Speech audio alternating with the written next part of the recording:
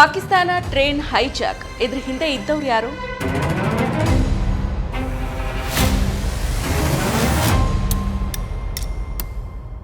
ಬಲೂಚಿಸ್ತಾನ ಬಂಡುಕೋರರು ಯಾರು? ನಮಸ್ಕಾರ. ಪಾಕಿಸ್ತಾನದ ಬಲೂಚಿಸ್ತಾನ್ ಪ್ರದೇಶದ ಖೈಬರ್ ಪಖ್ತೂನ್ಖ್ವಾ ಪ್ರಾಂತ್ಯದ ಕ್ವೆಟ್ಟಾದಲ್ಲಿ ಪಾಕಿಸ್ತಾನದ ರೈಲೊಂದನ್ನು ಅಪಹರಣ ಮಾಡಿ ಬಲೂಚಿಸ್ತಾನ್ ಬಂಡುಕೋರರು ಹಲವು ಜನರನ್ನ ಒತ್ತೆಯಾಳುಗಳಾಗಿ ಇಟ್ಕೊಂಡಿದ್ರು. ಕಳೆದ 3 ದಿನದ ಹಿಂದೆ ಈ ಘಟನೆ ನಡೆದಿತ್ತು. ಈ ಘಟನೆ ಇಡೀ ಜಗತ್ತಿನಾದ್ಯಂತ ಸದ್ದನ್ನ ಮಾಡಿ ಸುದ್ದಿ ಆಗಿತ್ತು. ಸದ್ಯ ಕೂಡ ಸುದ್ದಿಯಲ್ಲಿದೆ. ಈ ರೈಲು ಹೈಜಾಕ್ ಮಾಡಿದ ಹೊಣೆಯನ್ನ ಬಲೂಚಿಸ್ತಾನ್ ಲಿಬರೇಷನ್ ಆರ್ಮಿ ಹೊತ್ಕೊಂಡಿದೆ.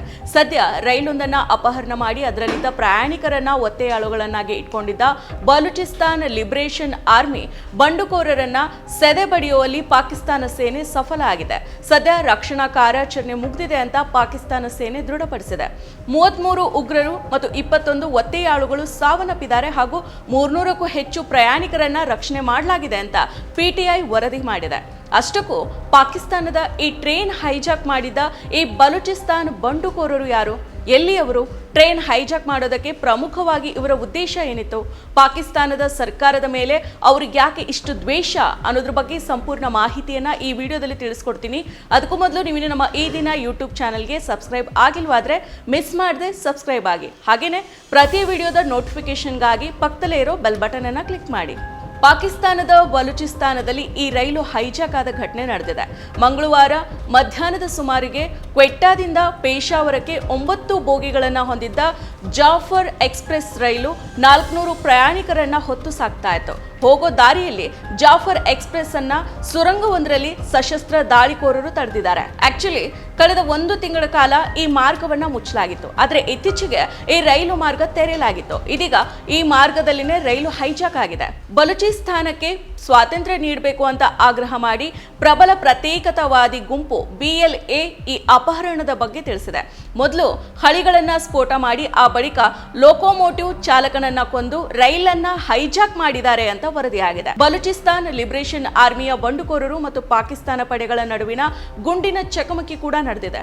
ಇನ್ನು ಈ ಹೈಜಾಕ್ ಯಾಕೆ ನಡೆದಿದೆ, ಏನಿದ್ರೆ ಹಿಂದಿನ ಉದ್ದೇಶ ಅನ್ನೋದನ್ನ ನೋಡೋದಾದ್ರೆ, ಬಲೂಚಿಸ್ತಾನ್ ಲಿಬರೇಷನ್ ಆರ್ಮಿ ಪ್ರತ್ಯೇಕ ರಾಷ್ಟ್ರಕ್ಕಾಗಿ ನಾವು ಹೋರಾಟ ಮಾಡ್ತಾ ಇದೀವಿ, ನಾವು ಹೋರಾಟಗಾರರು ಅಂತ ಹೇಳ್ಕೊಳ್ತಾರೆ. ಆದ್ರೆ ಪಾಕಿಸ್ತಾನ ಇವರನ್ನ ಬಂಡುಕೋರರು ಅಂತ ಹೇಳುತ್ತೆ. ಪಾಕಿಸ್ತಾನದಲ್ಲಿ ಬಲೂಚಿಸ್ತಾನ ಅನ್ನೋ ಪ್ರದೇಶ ಇದೆ. ಇದು ಅತ್ಯಂತ ದೊಡ್ಡದಾಗಿರೋ ಪ್ರದೇಶ ಕೂಡ. ಈ ಪ್ರದೇಶದಲ್ಲಿ ಬಲೂಚಿ ಸಮುದಾಯದವರು ವಾಸ ಮಾಡ್ತಾ ಇದ್ದಾರೆ. ಬಲೂಚಿ ಅಂದ್ರೆ ಅದೊಂದು ಸಮುದಾಯದ ಭಾಗ. ಈ ಸಮುದಾಯ ಪಾಕಿಸ್ತಾನ, ಇರಾನ, ಅಫ್ಘಾನಿಸ್ತಾನದಲ್ಲಿ ನೆಲೆಸಿದ್ದಾರೆ. ಕಣಿವೆ, ಗುಡ್ಡಗಾಡು ಪ್ರದೇಶಗಳಲ್ಲಿ ವಾಸ ಮಾಡ್ತಾ ಇದ್ದಾರೆ. ಕೇವಲ ಪಾಕಿಸ್ತಾನ ಅಷ್ಟೇ ಅಲ್ಲ, ಇರಾನ್, ಅಫ್ಘಾನಿಸ್ತಾನದಲ್ಲಿ ಈ ಸಮುದಾಯದವರು ವಾಸ ಮಾಡ್ತಾ ಇದ್ದಾರೆ. 1 ಕೋಟಿಗೂ ಅಧಿಕ ಜನಸಂಖ್ಯೆ ಇವ್ರದಿದೆ. ಈ 3 ರಾಷ್ಟ್ರಗಳಲ್ಲಿರೋ ಬಲೂಚಿಗಳ ಪ್ರಾಂತ್ಯಗಳಿಗೆ ಹೋಲಿಕೆ ಮಾಡಿದ್ರೆ ಪಾಕಿಸ್ತಾನದಲ್ಲಿ ಇರೋ ಬಲೂಚಿಗಳ ಪ್ರಾಂತ್ಯ ದೊಡ್ಡದು. ಈ ಪ್ರಾಂತ್ಯದ ನಂತರ ಇವರು ಇರೋ 2ನೇ ಅತಿ ದೊಡ್ಡ ಪ್ರದೇಶ ಅಂದ್ರೆ ಅದು ಇರಾನನ ಸಿಸ್ತಾನ್ ಪ್ರದೇಶ. ಇವರು ವಾಸ ಮಾಡೋ ಪ್ರಾಂತ್ಯ ಗುಡ್ಡಗಾಡು ಪ್ರದೇಶ ಆಗಿದೆ. ಇವರು ವಾಸಿಸ್ತಾ ಇರೋ ಪ್ರಾಂತ್ಯಕ್ಕೆ ಪ್ರತ್ಯೇಕ ದೇಶದ ಸ್ಥಾನಮಾನ ಸಿಗಬೇಕು ಅಂತ ಹಲವು ದಶಕಗಳಿಂದ ಹೋರಾಡ್ತಾ ಇದ್ದಾರೆ. ಅವರಲ್ಲೇ ಈಗ ಕ್ರಾಂತಿಕಾರಕ ಹಾದಿನ ತುಳಿದಿದ್ದಾರೆ. ಅವರಿಂದನೇ ಈಗ ಜಾಫರ್ ರೈಲು ಹೈಜಾಕ್ ಆಗಿದೆ. ಬಲೂಚಿಸ್ತಾನ್ ಪಾಕಿಸ್ತಾನದ ಅತಿ ದೊಡ್ಡ ಪ್ರಾಂತ್ಯ ಆಗಿದೆ. ದೇಶದ ಒಟ್ಟು ಭೂ ಪ್ರದೇಶದ ಸುಮಾರು 44% ಒಳಗೊಂಡಿದೆ. ಇದು ಅತ್ಯಂತ ಕಡಿಮೆ ಜನಸಂಖ್ಯೆ ಹೊಂದಿರೋ ಪ್ರಾಂತ್ಯ ಕೂಡ ಆಗಿದೆ. ಈ ಹಿಂದೆ ಬಲೂಚಿಸ್ತಾನ್ ಪ್ರಾಂತ್ಯವನ್ನ ಮೊದಲು ಖಾನ್ ಎಂಬ ರಾಜ ಆಳ್ತಾ ಇದ್ದ. ಆತನನ್ನ ಖಾನ್ ಆಫ್ ಕಲಾತ್ ಅಂತ ಕರಿತಾ ಇದ್ರು.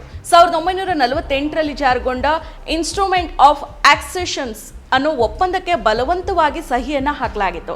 ಆ ಮೂಲಕ ಪಾಕಿಸ್ತಾನ ನಮ್ಮ ನೆಲೆಯಲ್ಲಿ ಬಲವಂತವಾಗಿ ಕಾಲಿಟ್ಟು ನಮ್ಮಲ್ಲಿದ್ದ ಸರ್ಕಾರವನ್ನ ಪಾಕಿಸ್ತಾನದ ಅಧೀನ ಸರ್ಕಾರದಂತೆ ಮಾಡಿಕೊಂಡು ಆನಂತರ ನಮ್ಮ ಸರ್ಕಾರವನ್ನ ಕಿತ್ತೊಗೆದು ನೇರವಾಗಿ ನಮ್ಮ ಮೇಲೆ ಆಡಳಿತ ಮಾಡ್ತಾ ಅಧಿಕಾರವನ್ನ ಚಲಾಯಿಸ್ತಾ ಇದೆ ಅಂತ ಬಲೂಚಿಸ್ತಾನ್ ಲಿಬರೇಷನ್ ಆರ್ಮಿ ಆರೋಪವನ್ನ ಮಾಡಿದೆ. ಈ ಪ್ರಾಂತ್ಯ ಗ್ವಾದರ್ನಲ್ಲಿರೋ ವಿಶ್ವದ ಅತಿ ದೊಡ್ಡ ಆಳ ಸಮುದ್ರ ಬಂದರುಗಳಲ್ಲಿ ಒಂದಾಗಿದೆ. ಪ್ರಾದೇಶಿಕ ಮತ್ತು ಜಾಗತಿಕ ವ್ಯಾಪಾರ ಮಾರ್ಗಗಳಿಗೆ ಮಹತ್ವದಾಗಿದೆ. ಅಲ್ಲದೆ ಈ ಪ್ರಾಂತ್ಯದಲ್ಲಿ ಅನೇಕ ಖನಿಜಗಳು, ನೈಸರ್ಗಿಕ ತೈಲವನ್ನ ಒಳಗೊಂಡಿದೆ. ಆದ್ರೆ ಪಾಕಿಸ್ತಾನ ಸರ್ಕಾರ ಈ ಎಲ್ಲಾ ನೈಸರ್ಗಿಕ ಸಂಪತ್ತನ್ನ ಲೂಟಿ ಮಾಡ್ತಾ ಇದೆ ಅಂತ BLA ಆರೋಪ ಮಾಡಿದೆ. ಭರವಸೆಗಳನ್ನ ನೀಡಿ ಸ್ವತಂತ್ರ ರಾಷ್ಟ್ರವಾಗಿದ್ದ ಬಲೂಚಿಸ್ತಾನವನ್ನ ತನ್ನ ಮಿಲಿಟರಿ ಬಳಕೆನ ಮಾಡಿಕೊಂಡು ಪಾಕಿಸ್ತಾನದ ಜೊತೆಗೆ ಬಲೂಚಿಸ್ತಾನವನ್ನ ವಿಲೀನ ಮಾಡಿಕೊಂಡು ಒಪ್ಪಂದವನ್ನ ಮಾಡ್ಕೊಂತು. ಆದ್ರೆ ಪಾಕಿಸ್ತಾನ ಭರವಸೆ ಕೊಟ್ಟ ರೀತಿಯಲ್ಲಿ ಬಲೂಚಿಸ್ತಾನದ ನಾಗರಿಕರಿಗೆ ಯಾವುದೇ ಸೌಕರ್ಯವನ್ನ ನೀಡಿಲ್ಲ. ತಮ್ಮ ಸಮುದಾಯದ ಜನರು ದಶಕಗಳಿಂದ ಬಡವರಾಗಿನೇ ಉಳಿದಿದ್ದಾರೆ.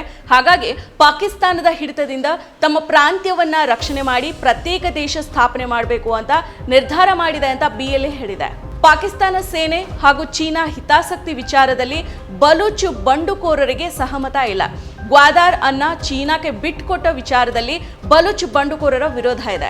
ಹೀಗಾಗಿ ಅವರು ದಾಳಿಯನ್ನ ನಡೆಸ್ತಾನೆ ಇದ್ದಾರೆ. ಇನ್ನು ಈ ಬಲೂಚಿಸ್ತಾನ್ ಪ್ರತ್ಯೇಕತೆಯ ಹೋರಾಟ ಆರಂಭ ಆಗಿದ್ದು 1971ರಲ್ಲಿ. 1971ರಲ್ಲಿ ಆಗಿನ ಪಾಕಿಸ್ತಾನದ ಪ್ರಧಾನಿ ಜುಲ್ಫಿಕರ್ ಅಲಿ ಭುಟ್ಟೋ ಅವರು ಬಲೂಚಿಸ್ತಾನದಲ್ಲಿದ್ದ ಸ್ಥಳೀಯ ಸರ್ಕಾರವನ್ನ ವಿಸರ್ಜನೆಗೊಳಿಸಿ ಅಲ್ಲಿ ನೇರವಾಗಿ ಪಾಕಿಸ್ತಾನ ಸರ್ಕಾರದ ಆಡಳಿತವನ್ನ ಜಾರಿಗೊಳಿಸಿದ್ರು. ಅದನ್ನ ತೀವ್ರವಾಗಿ ಪ್ರತಿಭಟನೆ ಮಾಡಿ ಬಲೂಚಿಸ್ತಾನದ ಜನರನ್ನ ಎತ್ತಿಕಟ್ಟಿದ ಇಬ್ಬರು ಸಹೋದರ ಹೋರಾಟಗಾರರು ಮಜೀದ್ ಲ್ಯಾಂಗೋವ್ ಮತ್ತು ಮಜೀದ್ ಅವರದ್ದು ಪ್ರತ್ಯೇಕ ಪ್ರಕರಣಗಳಲ್ಲಿ ಹತ್ಯೆ ಆಯಿತು. ಆಗ್ಲೇ ಅಸ್ಲಾಂ ಅಚು ಅನ್ನೋ ಹೋರಾಟಗಾರ ನಾಯಕ ಶಾಂತಿಯುತ ಹೋರಾಟ ಬೇಡ ಅಂತ ನಿರ್ಧಾರ ಮಾಡಿ ಆಕ್ರಮಣಕಾರಿ ಹೋರಾಟಕ್ಕೆ ಮುಂದಾದ್ರು. ಅದಕ್ಕಾಗಿ ಒಂದು ತಂಡವನ್ನ ಕಟ್ಟಿದ್ರು. ಆಗ ಮೊದಲಿಗೆ ಅವರು ಒಂದು ಆತ್ಮಹತ್ಯಾ ದಾಳಿಕೋರರ ತಂಡವನ್ನ ರಚನೆ ಮಾಡಿದ್ರು. ಈ ತಂಡ 2011ರ ಡಿಸೆಂಬರ್ 30ರಂದು ಮೊದಲ ದಾಳಿಯನ್ನ ನಡೆಸಿತು. ಆಗ ಪಾಕಿಸ್ತಾನ ಸೇನೆ ನಡೆಸಿದ ಕಾರ್ಯಾಚರಣೆಯಲ್ಲಿ ಆ ತಂಡವನ್ನ ಮಟ್ಟ ಹಾಕಲಾಯಿತು. 2018ರವರೆಗೆ ಭೂಗತ ಆಗಿದ್ದ ಈ ತಂಡ ಮತ್ತೆ ಚಿಗುರೋದಕ್ಕೆ ಸ್ಟಾರ್ಟ್ ಆಯಿತು. ಅಲ್ಲಿಂದ ಇದೊಂದು ಸೇನೆಯಾಗಿ ಮಾರ್ಪಡ್ತು. ವಿದೇಶಿ ಶಕ್ತಿಗಳಿಂದ ಮದ್ದು ಗುಂಡು ಬಂದೂಕುಗಳು ಬಂದವು. ಆಗ ಇದು BLA ಆಗಿ ಬದಲಾಯಿತು. BLA ಬಂಡುಕೋರ ಸಂಘಟನೆ ಇತ್ತೀಚಿನ ವರ್ಷಗಳಲ್ಲಿ ಹೆಚ್ಚು ಸಕ್ರಿಯ ಆಗಿದೆ. 2022ರಲ್ಲಿ ಪಾಕ್ ಸೇನೆ ಮತ್ತು ನೌಕಾ ನೆಲೆಗಳ ಮೇಲೆ ದಾಳಿಯನ್ನ ನಡೆಸಿತು. ಕರಾಚಿಯ ವಿವಿಯಲ್ಲಿ ಚೀನಿ ಪ್ರಜೆಗಳ ಮೇಲೆ ದಾಳಿ ನಡೆಸಿದಲ್ಲದೆ ಮಹಿಳಾ ಸೂಸೈಡ್ ಬಾಂಬರ್ಗಳನ್ನ ಕಣಕ್ಕಿಳಿಸಿದೆ. ಬಲೂಚಿಸ್ತಾನದಲ್ಲೇನೆ ಬಾಂಬ್ ಅನ್ನ ಸ್ಫೋಟ ಮಾಡಿ ಸರ್ಕಾರದ ವಿರುದ್ಧ ತನ್ನ ಬಲ ಪ್ರದರ್ಶನವನ್ನ ಮಾಡಿತ್ತು. ಬಲೂಚಿಸ್ತಾನದಲ್ಲಿ ಜನಾಂಗೀಯ ಬಂಡುಕೋರ ಸಂಘಟನೆಗಳು ಒಂದು ದೊಡ್ಡ ಸಂಘಟನೆ ಜೊತೆಗೆ ಕೈ ಜೋಡಿಸಿಕೊಂಡಿದೆ. BLA ಅಡಿ ಸೇನೆಯನ್ನ ರಚನೆ ಮಾಡಿಕೊಂಡಿದೆ. ಈ ಪೈಕಿ BLA ಆಜಾದ್ ಬಣ ಹೆಚ್ಚು ಸಕ್ರಿಯ ಆಗಿದೆ ಅಂತ ಸ್ಥಳೀಯ ಮಾಧ್ಯಮಗಳು ವರದಿ ಮಾಡಿದಾವೆ. ಮತ್ತಷ್ಟು ವಿಶೇಷ ವಿಡಿಯೋಗಳನ್ನು ನೋಡಲು ಮತ್ತು ಹೊಸ ವಿಡಿಯೋಗಳ ಬಗ್ಗೆ ತಿಳಿಯಲು ಈ ದಿನ .com ಯೂಟ್ಯೂಬ್ ಚಾನೆಲ್ ಸಬ್ಸ್ಕ್ರೈಬ್ ಮಾಡಿ ಮತ್ತು ಬೆಲ್ ಐಕಾನ್ ಕ್ಲಿಕ್ ಮಾಡಿ.